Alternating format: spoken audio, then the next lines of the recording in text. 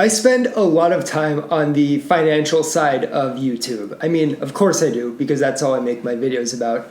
And lately, I've been seeing a lot of videos about car payments. A lot of people saying that we are in a car payment epidemic. Cars are money pits. They are depreciating assets that almost always go down in value. We all know this. And yet too many people are buying cars that they can't afford. Cars where the monthly payment is just through the roof and it's eating away so much money from their budget. And it's not just the car, but the insurance, the gas, the maintenance. And a lot of the times, the more expensive your car is, the more expensive the insurance is, the maintenance is gonna be. I've been hearing so much about this lately that I felt it was time for me to pitch in my thoughts. I want to get you thinking, how can you save money on your cars? That is why I titled this video, We Need to Talk About Car Payments. Now, before I get into the crux of the video, I'm going to tell you a little bit about my background so you can see where I come from on this issue. I am someone who loves cars. I think cars are beautiful. They are works of art. My favorite video game right now is Gran Turismo 7. So much fun to drive the cars on that game. In my personal life, I'm a motor racing fan. I'm really into Formula One, endurance racing, things like that. So I'm someone who loves cars. So you may be surprised to hear that I don't own a car. I live in a city where I don't need to own a car, and my public transportation is actually paid for by my employer.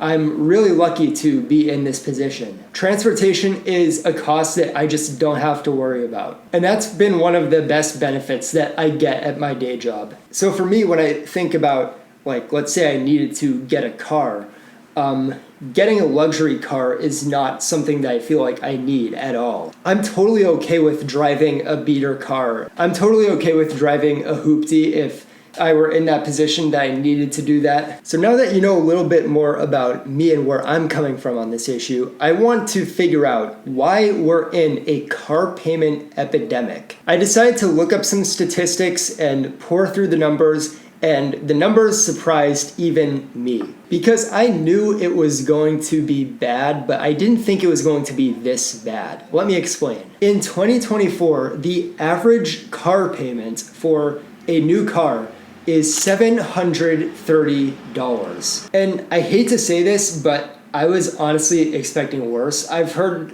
about so many car payments of $800 or more that I thought that the average was going to be at least $800. And I mean, $730, that's still bad, but it's not bad. Have you ever seen those car dealership videos on TikTok where they're like, oh, how much is your car payment? And the guy's like, I drive a 2024 Ford Explorer and my car payment is $1,400 for some godforsaken reason. Because some of these cars, they just aren't worth what people are paying for them. But I've seen this idea going around online. This is not my idea. This is not an original idea. But people are kind of theorizing that those sorts of videos are ploys by the car dealerships to normalize these higher car payments so people don't think twice about signing up for like an $800 car payment. I have no way of proving that, but it makes sense. Just something to think about. We all know how expensive new cars are.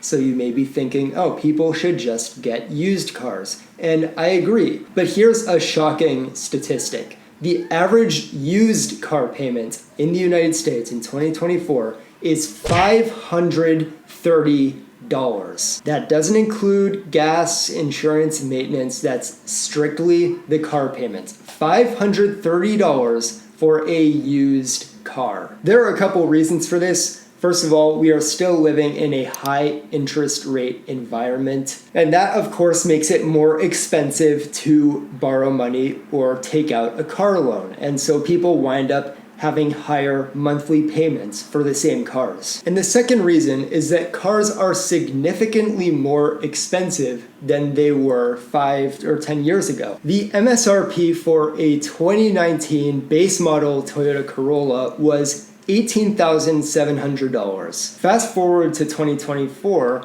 and the 2024 version of that car is over $22,000. And that's before the dealership markups and the acquisition costs and everything like that. Cars in general are getting more expensive. The cheapest new car that you can buy it's like the Mitsubishi Mirage or the Nissan Sentra for $15,000, something like that. And to prove how expensive new cars are getting, the average transaction cost for a new car in 2024 is $48,000. That is more than some people make in a year. So far, we have established that both new cars and used cars are getting more expensive.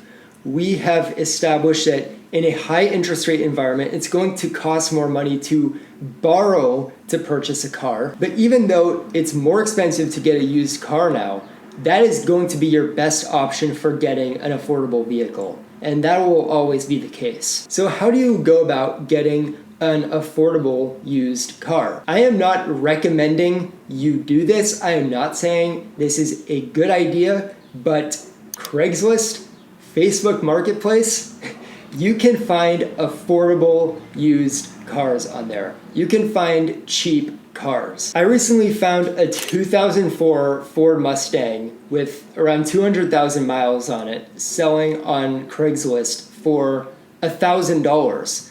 The thing is beat up to hell. It's got terrible fuel mileage, but that's $1,000 car. Where else are you going to get that? I saw a 2005 Porsche Cayenne on Craigslist as well, selling for $5,000. So the Cayenne is their SUV model. You can own a Porsche for $5,000. Now that's all well and good, but you will also find cars that are way marked up on there as well. Like I'm seeing 15-year-old Toyotas and Hondas with like 150,000 miles on them selling for $10,000. It's like, are you insane? There are a lot of things you need to be careful about if you do decide to go down the Craigslist route.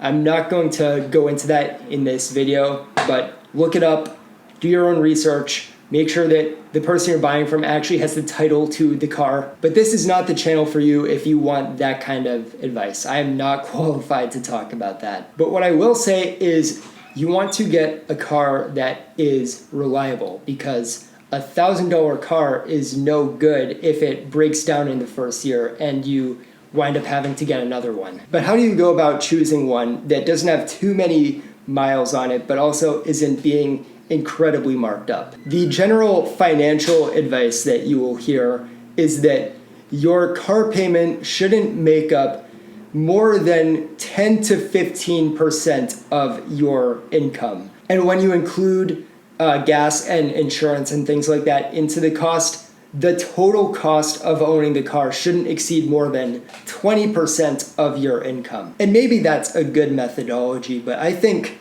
if you're spending 20% of your money on your car, that doesn't leave a whole lot of money for the rest of your needs, like housing costs and food, if we're following the good old 50-30-20 that I've delved into so much on this channel. But I've come up with a different methodology. What if the car itself could not make up more than 10 to 15% of your income? That means if you make $60,000 a year, you can afford to get a $6,000 to $9,000 car. This methodology on that income pretty much takes any new car out of the question. Now, guys, don't be an idiot and buy something that breaks down in a year, okay? That's not what I'm suggesting. But yeah, get a beater car, get a hoopty. Find something that is as cheap and as reliable as you can find. Because if you buy a used car for $6,000 and it lasts you for 5 years, think about how much money you've saved. Like, especially if you paid cash for it, you would just not have a car payment for 5 years. And if it lasts you longer than that, then that's even better. Now, I can't say for sure if interest rates are going to be cut or not, but I would also recommend just waiting a little bit longer because I do think we're going to get rate cuts this year. If not this year, sometime within the next 12 months. But I do think they're coming, and that'll make financing a car cheaper if you do decide to finance your car. Cars are some of the stupidest purchases that we make. They are depreciating assets. They go down in value the second you drive them off the lot.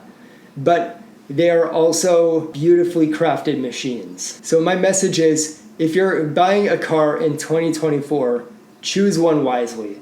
Choose a car that you like for a price that you like. Choose a car that isn't going to break down on you in the next few years. Carefully consider how long you intend to own the car and if the cost of the car is going to make it worth it. Because as terrible as they are for our wallets, cars are so much fun to drive.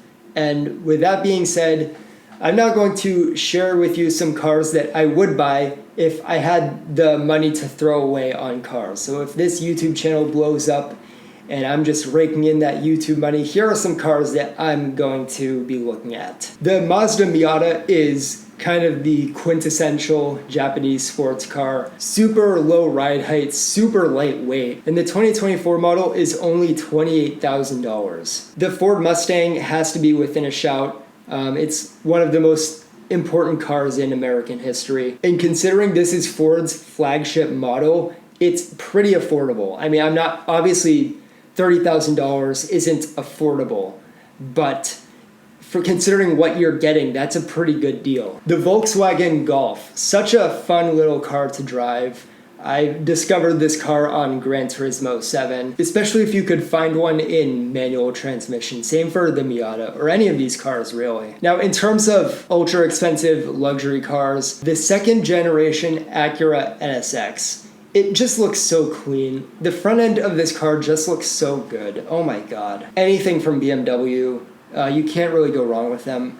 Not a big fan of their SUVs, but the sedans and the coupes, I think, is where they really shine. And then finally, the Porsche 911 Coupe. This is kind of the quintessential sports car of Germany. Can't really go wrong with this thing.